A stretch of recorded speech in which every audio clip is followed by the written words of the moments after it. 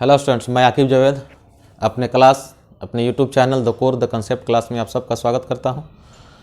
आज जो क्लास के अंतर्गत हम स्टडी करने वाले हैं वो एक्सोजेनेटिक मूवमेंट यानी कि बहिर्जनित भू संचलन से संबंधित होगा। जैसे कि हमने पिछले दो क्लासों में देखा था कि प्लेटों के संचलन के लिए दो ताकतें जिम्मेदार थीं, दो बल जिम्मेदार थे, जिसमें पहला था अंतर्जात बल एंडोजेनेटिक फोर्स और दूसरा जो था एक्सोजेनेटिक फोर्स यानी बहिर्जनित भू संचलन। एक पार्ट को हमने 2 दिन में पढ़ा, उसमें से एक पार्ट अभी बाकी रह गया है। थोड़ा सा प्लेट टेक्टोनिक थ्योरी हमें पढ़ना है। प्लेट टेक्टोनिक थ्योरी को हम विस्तार से पढ़ेंगे, इसलिए उसको अभी मैंने रहने दिया। इसके अंतर्गत यानी कि जो बल कार्य कर रहे थे प्लेटों के मूवमेंट के लिए, उसमें ये दूसरा कारक था, दूसरा बल था। इसके अंतर्गत आज हमें पढ़ना है। इसके अंतर्गत सबसे इम्पोर्टेंट जो पार्ट पढ़ना है हमको वो है डेन्यूडेशन। आज डेन्यूडेशन से संबंधित क्लासेस होंगी और पूरी क्लास इसी पर आधारित होगी। डेन्यूडेशन को हम अनाच्छादन बोलते हैं हिंदी में। डेन्यूडेशन है क्या?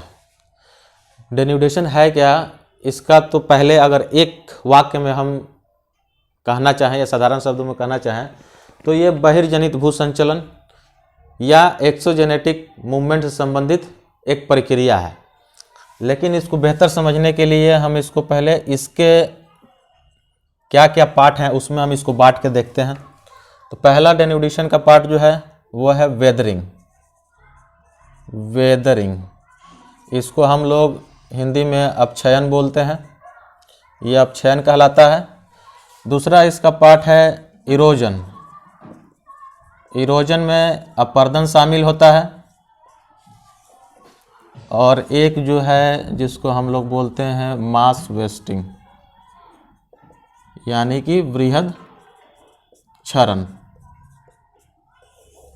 इसमें ये दो पार्ट जो है वेदरिंग और इरोजन, ये दोनों काफ़ी इम्पोर्टेंट है इरोजन को लेकर, डेन्यूडेशन को लेकर।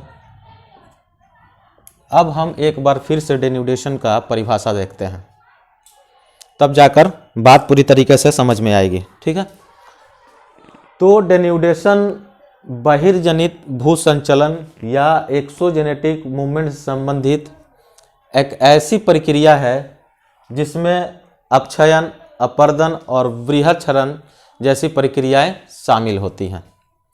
सामान्य शब्दों में जिस भी प्रक्रिया में अपक्षयन, अपर्दन और इरोजन और मास वेस्टिंग, ये तीनों प्रक्रियाएं शामिल हो उसे हम डेन्यूडेशन कहते हैं। तो डेन्यूडेशन जो है पृथ्वी के सतह पर बहुत सारी स्थलाकृतियों के निर्माण के लिए जिम्मेदार है। जैसे हमने देखा था कि प्लेट का मूवमेंट जो है पृथ्वी के सतह पर जिन भी प्राकृतिक स्थलाकृतियों का निर्माण हुआ है, लैंडस्केप का निर्माण हुआ है, उसके लिए जिम्मेदार है। उसके लिए दो कारक जिम्मेदार थे, एक जो था एक्सोजेनेटिक मूवमेंट और दूसरा जो था एंडोजेनेटिक मूवमेंट। एंडोजेनेटिक मूवमेंट के बारे में हम प्रीवियस क्लास में पढ़ चुके हैं।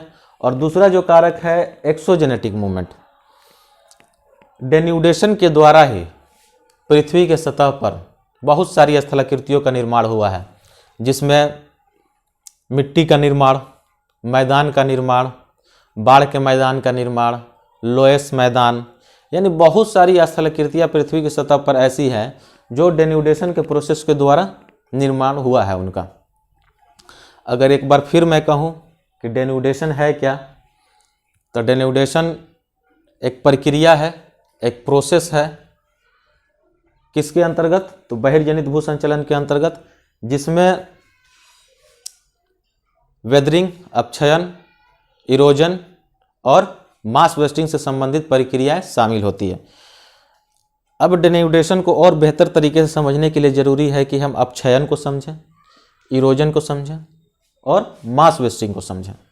ये कैसे काम करती है, क्योंकि इकाई ये है, इस इकाई पे कार्य होता है, इस इकाई पे कार्य होता है, तो इसको समझना सबसे ज़्यादा ज़रूरी है। वेदरिंग क्या है? वेदरिंग को अगर सामान्य शब्दों में हम कहें तो मौसम में होने वाले परिवर्तन के कारण चट्टानों के विघटन एवं विजन से संबंधित जो प्रक्रियाएं शामिल होती हैं उसमें उसे हम वेदरिंग कहते हैं। यानी चट्टान जो है मौसम में होने वाले परिवर्तन के कारण विघटित और वियोजित होते हैं और असंगठित पदार्थों में बढ़ जाते हैं। तो वहाँ पे हम कहते हैं कि वेदरिंग अपक्षयन हो रहा है। अपक्षयन में दो प्रोसेस शामिल होता है, पहला विघटन और दूसरा वियोजन। तो इन दोनों प्रकार को हम आने वाले क्लास में या अभी 10 से 15 मिनट के बाद हम उसको एक्सप्लेन करेंगे कि विघटन और वियोजन क्या है। उससे पहले हम वेदरिंग और इरोजन और मास वेस्टिंग को समझ लें। वेदरिंग में होता क्या है? वेदरिंग असल में रासायनिक चट्टानों की जो संरचना है उसमें रासायनिक और भौतिक क्रिया के द्वारा टूटने फूटने की क्रिया होती है। वो टूटते हैं, फूटते हैं, असंगठित हो जाते हैं और अंततः अवसादों में बढ़ जाते हैं। अवसादों का निर्माण होता है। जब चट्टान, बड़ा चट्टान टूटता है, बिखरता है, तो उसका बिखरा हुआ जो पार्ट है, जो टूटा हुआ पार्ट है, जो छोटा पार्ट है, वो अवसाद कहलाता है। अब हम देखते हैं कि अवसाद क्या होता है और अवसादों का निर्माण कैसे होता है। एग्जाम्पल लेकर हम देखते हैं, उसके बाद फिर से हम थोड़ा सा वेदरिंग और इरोजन को समझना कोशिश करेंगे। ये ज़रूरी है।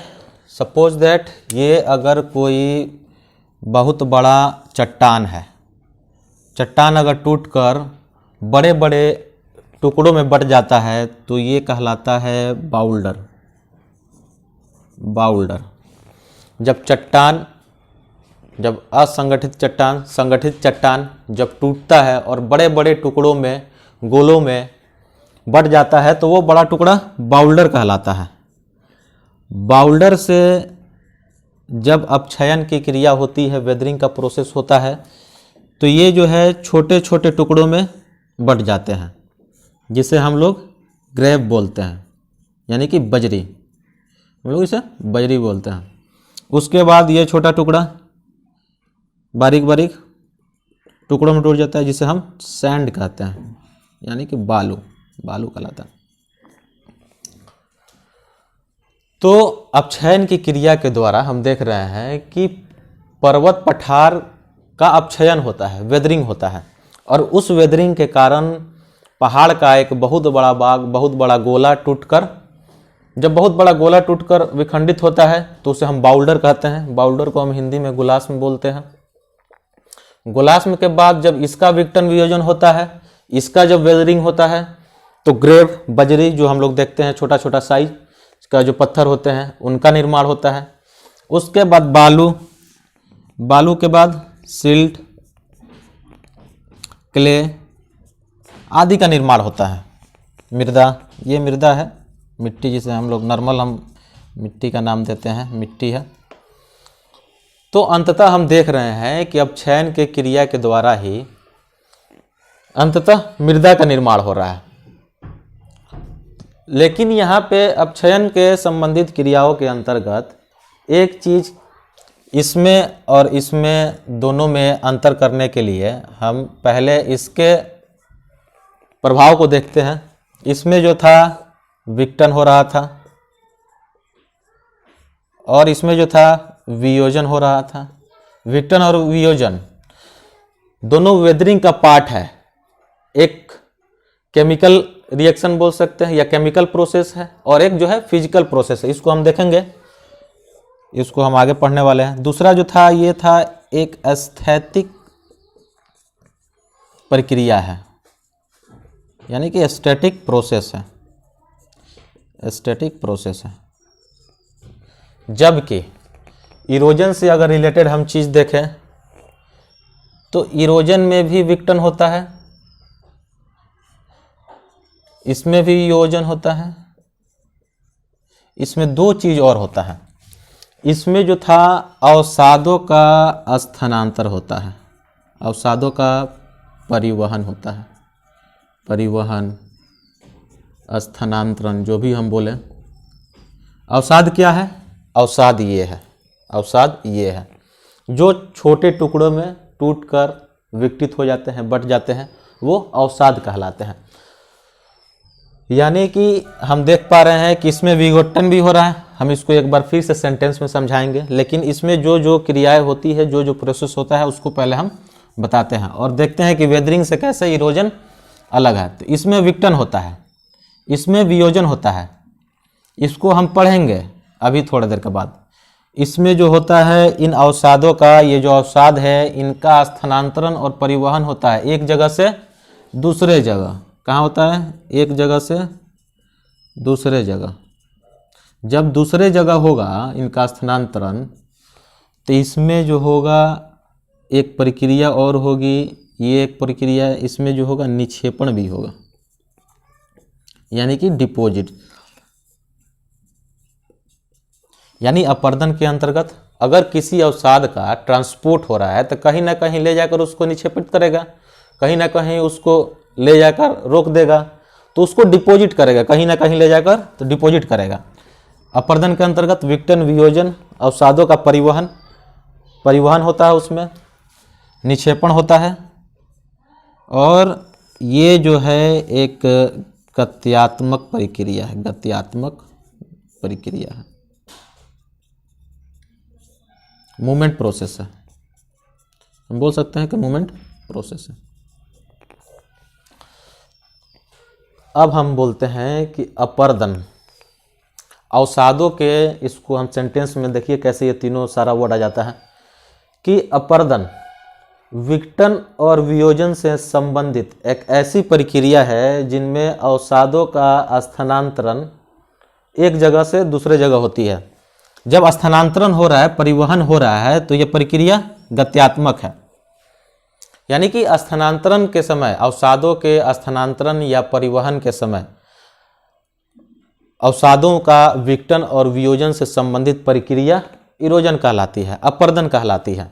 जबकि यहाँ पे हम देख रहे थे कि अपक्षयन के अंतर्गत कि विघटन और वियोजन तो हो रहा है, लेकिन इसका ट्रांसपोर्ट नहीं हो रहा है।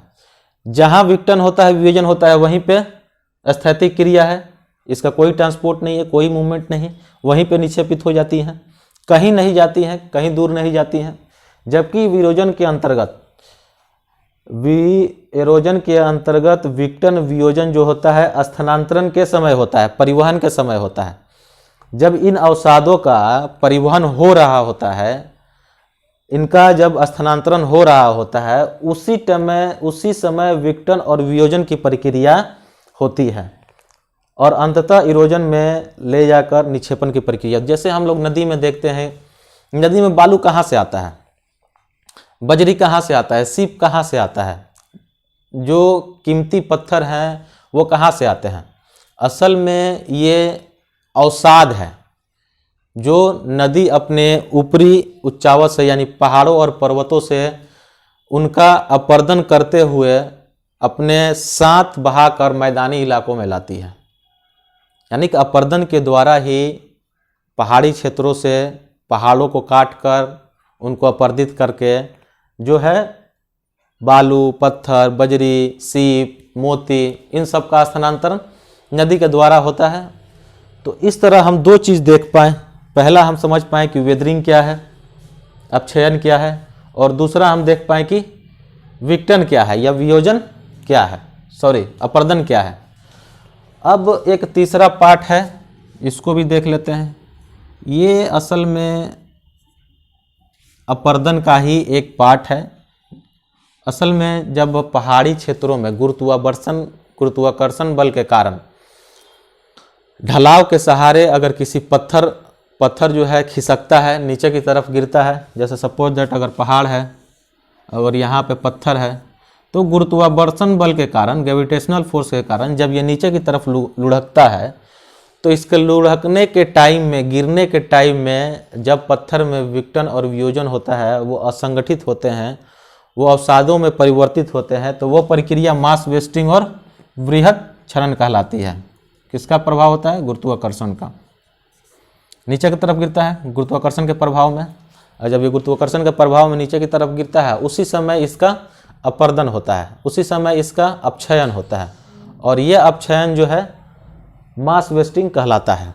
यानी हम देख पा रहे हैं कि डेन्यूडेशन जो है, हम जो स्टार्ट किए थे डेन्यूडेशन अनाच्छादन, उसमें 3 प्रक्रियाएं शामिल हैं। पहली प्रक्रिया में चट्टान जो होता है विकृत होता है, वियोजित होता है, टूटता है, बिखरता है और लास्ट में जाकर अवसादों में परिवर्तित हो जाता है, अवसाद का निर्माण होता है। और इन अवसादों को ट्रांसपोर्ट करने के लिए, परिवहन के लिए अपरदन के कारकों की ज़रूरत होती है, अपरदन के कारकों की ज़रूरत होती है। और अपरदन के द्वारा, अपरदन में जब इनका ट्रांसपोर्ट हो रहा होता है, जब इनका स्थानांतरण हो रहा होता है, उस समय इसमें अपक्षयन, इस समय उसमें जो है इनका अपरदन होता है। अब जब हम देख रहे होते हैं कि अपरदन के द्वारा इनके ट्रांसपोर्टेशन के समय ही इनमें विघटन और वियोजित होता है, तो ट्रांसपोर्ट के या परिवहन के कारक हो सकते हैं।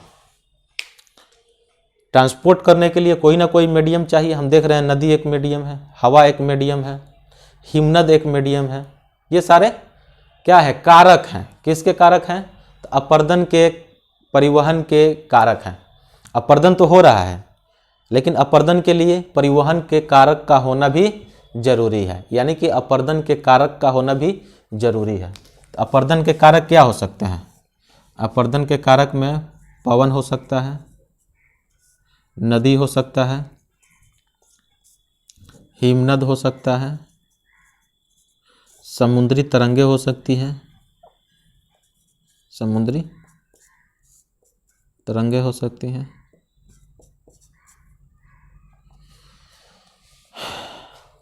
देखने वाली चीज़ें हैं।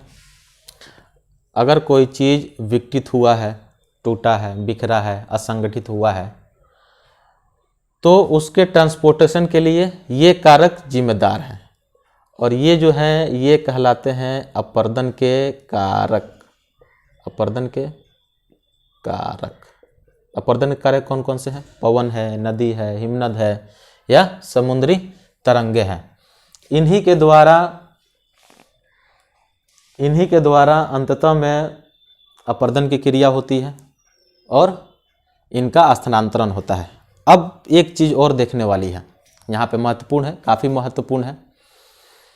जब किसी चट्टान का या किसी भी स्थलखंड का, किसी भी लैंडस्केप का अपरदन हो रहा होता है, वेदरिंग हो रहा होता है, तो किसी नए स्थल का निर्माण हो रहा था, कुछ न कुछ नई प्रक्रियाएं चल रही थी, कुछ न कुछ नई उसमें बदलाव, उन स्थलाकृतियों में कोई न कोई परिवर्तन आ रहा होता है। यानी कि अपरदन के समय जब चट्टानों को काटती होगी नदी, तो उससे किसी न किसी आकार का, किसी न किसी साइज का कोई ना कोई परिवर्तन हो रहा होता है, किसी न किसी आकृति का निर्माण हो रहा होता है।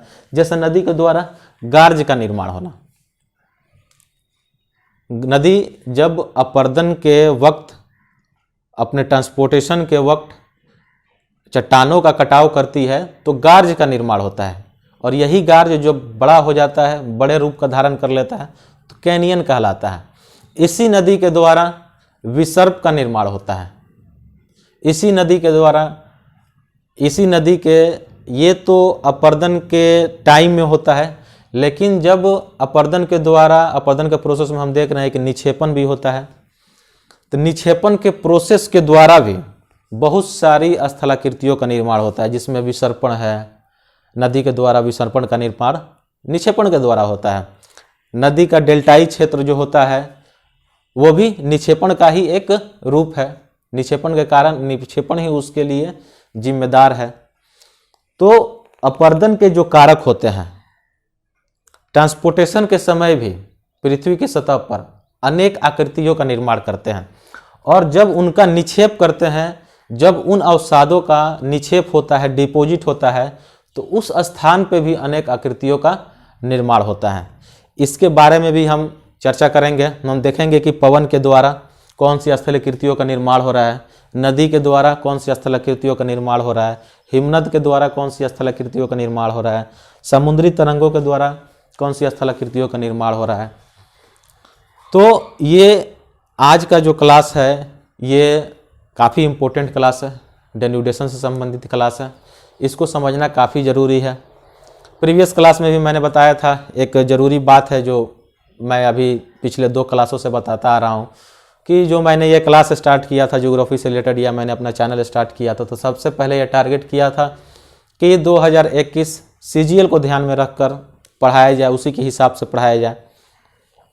लेकिन बाद में रणनीतिक परिवर्तन के द्वारा यह तय किया गया, या मैंने सोचा कि ये बेहतर होगा कि सबसे पहले जीएस का भाग कंप्लीट किया जाए। इसमें किसी एसएससी हो, बीपीएससी हो, यूपीएससी हो, स्टेट पीसीएस हो, इसमें ना बटा जाए, कंपटीशन के व्यू से इसको ना बटा जाए, क्योंकि जीएस सब में पूछता है। इसलिए जीएस को एक बड़े रूप में पढ़ा जाए, विस्तृत रूप में पढ़ा जाए, जो कहीं ना कहीं सारे एग्जामों में काम है। जो मैं ये बता रहा हूँ कंसेप्ट आज बिल्ड कर रहा हूँ, ये कंसेप्ट है, ये समझ है। यूपीएससी में इसी तरीके के सवाल पूछे जाते हैं। यूपीएससी में आपसे इन्फॉर्मेशन नहीं पूछता है, यूपीएससी में आपसे कंसेप्ट पूछता है, आपकी समझ का जांच करता है यूपीएससी कि आपको विषय की समझ है कि नहीं है। तो अभी जो मैं यहाँ पे कवर कर रहा हूँ ये एसएससी, रेलवे, स्टेट पीसीएस के लिए तो है ही, ये यूपीएससी, पीटी और मेंस दोनों के लिए काफ़ी महत्वपूर्ण है। तो इस आधार पर इस क्लास को मैंने डिज़ाइन किया है या पढ़ाने का कोशिश कर रहा हूँ, जिसमें मैं एक कंसेप्ट बिल्ड कर सकूँ। और सबसे बड़ी ध्यान की जो मैं प्रीवियस क्लास में जो बता रहा था कि ये एसएससी सीजीएल के लिए मैंने तैयारी किया, तो उससे 4 से 5 क्लास उसमें किया है, और वो भी कंसेप्ट पर ही आधारित है। तो आगे भी जो आने वाली क्लासेस होंगी इसी तरह की क्लासेस होंगी।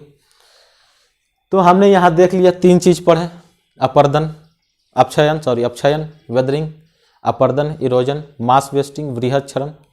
इनकी क्या क्या क्रियाएं हैं, इनकी क्या क्या विशेषताएं हैं, उनके बारे में देखा। अपर्दन के बारे में देखा कि उनमें कौन कौन सी प्रक्रियाएं शामिल होती हैं।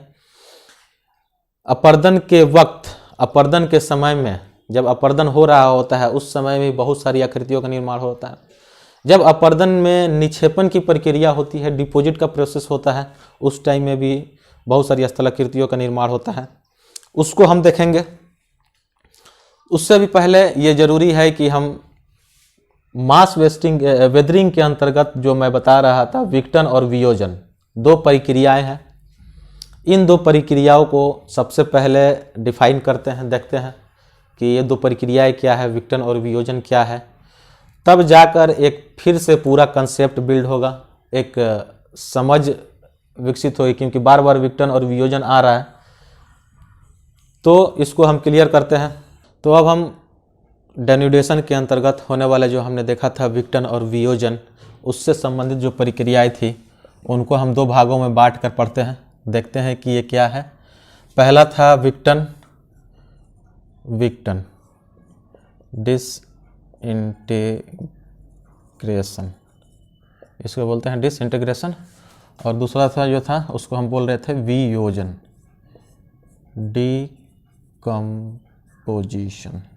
Decomposition, disintegration, decomposition. ये 2 प्रक्रियाएं थे विघटन के अंतर्गत। यानी वेदरिंग में जो 2 प्रक्रियाएं काम कर रही थी, विघटन और वियोजन, इन दोनों का तो खैर एक काम तो जरूरी है कि चट्टानों को तोड़ना है, फोड़ना है, इनको अवसादों में परिवर्तित कर देना है, टुकड़ों में बांट देना है, दोनों का काम यही है। लेकिन इनका प्रोसेस अलग अलग है। ये जो है विघटन जो है भौतिक क्रिया से संबंधित है, भौतिक क्रिया, फिजिकल प्रोसेस होता है इसके अंतर्गत। आप सबको पता होगा कि फिजिकल प्रोसेस क्या है। और ये जो है रासायनिक क्रिया से संबंधित है, यानी वियोजन जो है वो रासायनिक क्रिया से संबंधित है, केमिकल प्रोसेस है। यह प्रोसेस दोनों का काम एक ही है, दोनों का काम चट्टानों को तोड़ना फोड़ना है, उनको विघटित करना है, उनको छोटे छोटे टुकड़ों में तोड़ना है और अवसादों में परिवर्तित कर देना है। दोनों का काम एक ही है, लेकिन इनका प्रोसेस अलग अलग है। एक जो है रासायनिक तरीके से इसको तोड़ता है और एक जो है इसको भौतिक तरीके से तोड़ता है। सामान्य रूप में हम कहें कि भौतिक परिवर्तन, भौतिक क्रिया क्या है या रासायनिक क्रिया क्या है। तो रासायनिक क्रिया में सामान्यतः जब कोई परिवर्तन आता है या रासायनिक क्रिया होता है तो नए पदार्थ का निर्माण होता है। उसका जो प्रीवियस जो भी पदार्थ रहता है जो रासायनिक क्रिया में भाग लेता है उसका अस्तित्व नहीं बचता है और जो नया पदार्थ बनता है वो दोनों पदार्थों से अलग होता है। भौतिक क्रिया में बस ये होता है कि उसका अवस्था बदल जाता है। भौतिक क्रिया में होता है क्या है, उसका अवस्था बदल जाएगा, उसका रूप बदल जाएगा, लेकिन उसका जो विशेषताएं हैं, जो क्वालिटी है, वो चेंज नहीं होता है भौतिक क्रिया में। जैसे सपोज दैट अगर एग्जांपल लेते हैं हम, पानी, अगर बर्फ है तो बर्फ पिघलने के बाद पानी में परिवर्तित हो जाएगा। अब पानी अगर उसको हम 0 डिग्री सेल्सियस पे ले जाते हैं तो फिर बर्फ बदल जाएगा। यानी कि पानी से हम बर्फ कर सकते हैं और बर्फ से हम फिर पानी कर सकते हैं। दोनों प्रोसेस है, दोनों साइड से हो जाता है, रिवर्सिबल है। लेकिन रासायनिक क्रिया में पॉसिबल नहीं है। जैसे हम लोग मिल से कर्ड बनाते हैं, लेकिन कर्ड से मिल्क नहीं बना सकते हैं, उसका प्रॉपर्टी चेंज हो गया, उसका गुण चेंज हो गया। समझने के लिए इतना ही काफ़ी है। तो 2 तरीके से उसका वेदरिंग होता है डेन्यूडेशन के अंतर्गत। एक वियोजन होता है जिसमें रासायनिक प्रक्रियाएं होती हैं, और दूसरा जो होता है भौतिक क्रिया होता है, फिजिकल प्रोसेस होता है। उसमें जो है पदार्थों की अवस्थाएं बदलती हैं, उनकी विशेषताएं नहीं बदलती, उनके गुण नहीं बदलते। रासायनिक क्रिया जो है उच्च तापमान वाले क्षेत्र, उच्च तापमान एवं उच्च आर्द्रता वाले क्षेत्र में होते हैं, वाले क्षेत्र में घटित होते हैं। यानी ये जो रासायनिक प्रोसेस होता है, वियोजन डिकम्पोजिशन वाला जो प्रक्रिया होता है, वो उच्च तापमान और उच्च आर्द्रता वाले क्षेत्र में होता है। और ये क्षेत्र कहाँ है, तो पृथ्वी की सतह पर ये क्षेत्र विषुवतीय रेखा वाले क्षेत्र में है, विषुवतीय रेखा वाला क्षेत्र है।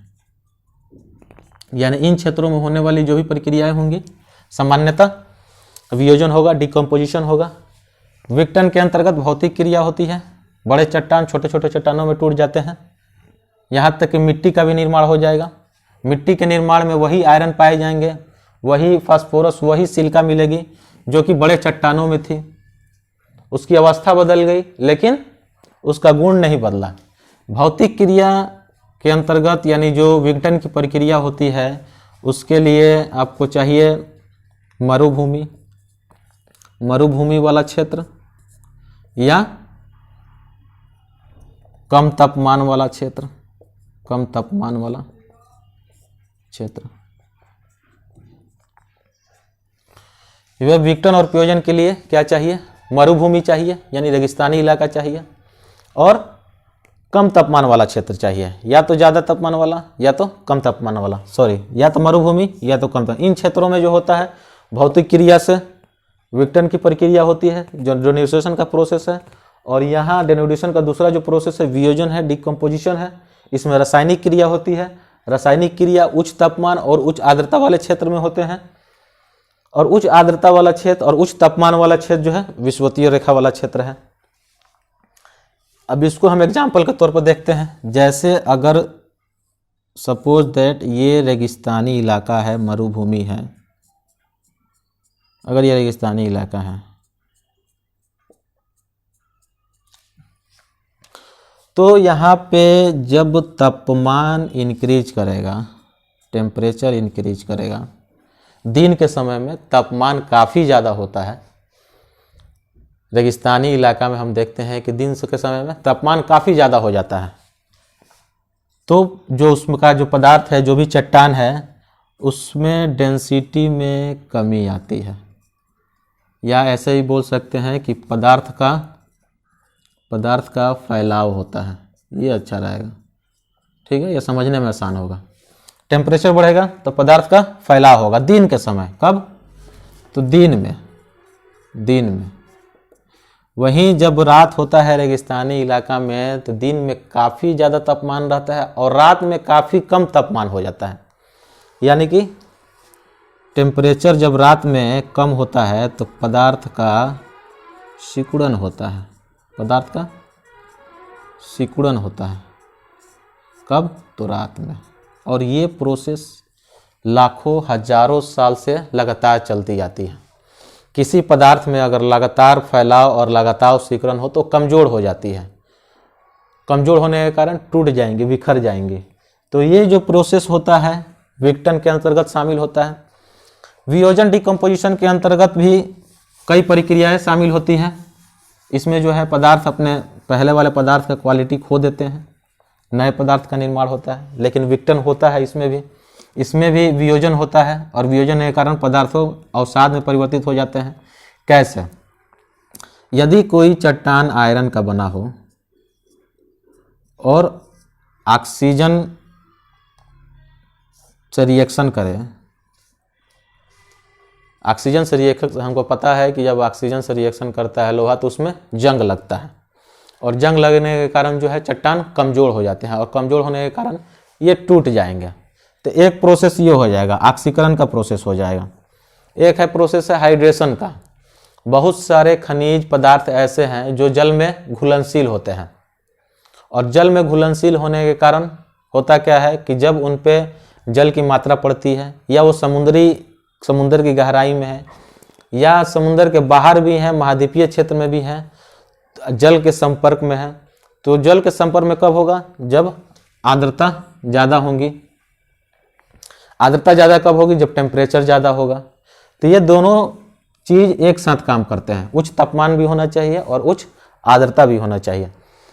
तो बहुत सारे पदार्थ, बहुत सारे चट्टान, बहुत सारे खनिज ऐसे हैं जो कि जल में आसानी से घुल जाते हैं।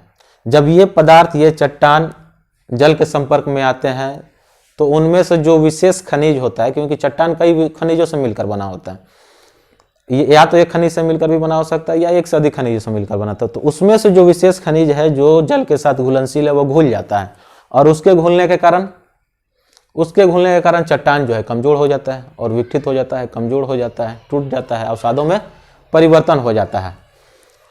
तो डेन्यूडेशन के अंतर्गत जहाँ से हम स्टार्ट किए थे आज का कि बहिर्जनित भू संचलन के अंतर्गत हम जो डेन्यूडेशन प्रोसेस पढ़ रहे थे, हम देख रहे थे कि उसके अंतर्गत यानी कि डेन्यूडेशन के अंतर्गत वेदरिंग, इरोजन और मास वेस्टिंग से संबंधित क्रियाएं होती हैं। हमने मास वेस्टिंग, इरोजन और वेदरिंग को विस्तार से पढ़ा।